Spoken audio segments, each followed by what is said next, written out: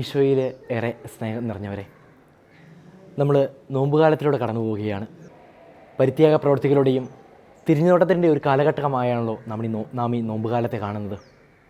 കുറേ പരിഹാര പ്രവൃത്തികളുടെയും ഉപേക്ഷകളുടെയും എന്തൊക്കെയോ വേണ്ടാന്ന് വെക്കലുടെയൊക്കെ ഒരു കാലഘട്ടമായാണ് നാം ഈ നോമ്പുകാലത്തെ കാണുന്നത്. എന്നാൽ ഒരു ചുരുങ്ങിയ കാലഘട്ടത്തിലേക്ക് മാത്രം ഒതുങ്ങിപ്പോകുന്നതാണോ നമ്മുടെ ഈ വേണ്ടാന്ന് വെക്കലുകളൊക്കെ? വെറും ഉപേക്ഷകളിൽ മാത്രം ഒതുങ്ങിപ്പോവുകയാണോ നമ്മുടെ നോമ്പാചരണം?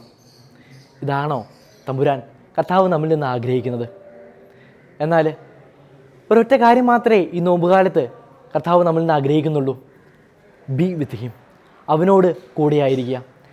അന്ന് ഗെത്സമീൻ തോട്ടത്തിൽ അവൻ പ്രാർത്ഥിച്ചിരുന്നപ്പോൾ ശിഷ്യന്മാരിൽ നിന്ന് ആവശ്യപ്പെട്ടതും ഈ ഒരൊറ്റ കാര്യം മാത്രമേ ഉള്ളൂ: 1 മണിക്കൂറെങ്കിലും നിങ്ങൾക്ക് എൻ്റെ കൂടെ ആയിരുന്നു കൂടെ. പ്രിയപ്പെട്ടവരെ, ഈ നോമ്പുകാലത്തിലൂടെ നമ്മൾ കടന്നു പോകുമ്പോൾ കർത്താവുമായി ഒരു നിരന്തര കോണ്ടാക്റ്റ്, ഒരു ആഴമായ ബന്ധം സ്ഥാപിക്കാൻ നമുക്ക് സാധിക്കണം. ക്രിസ്തുവുള്ള ക്രിസ്ത്യാനി ആയിരിക്കാനാണ് ഈ നോമ്പുകാലം നമ്മോട് ആവശ്യപ്പെടുന്നത്.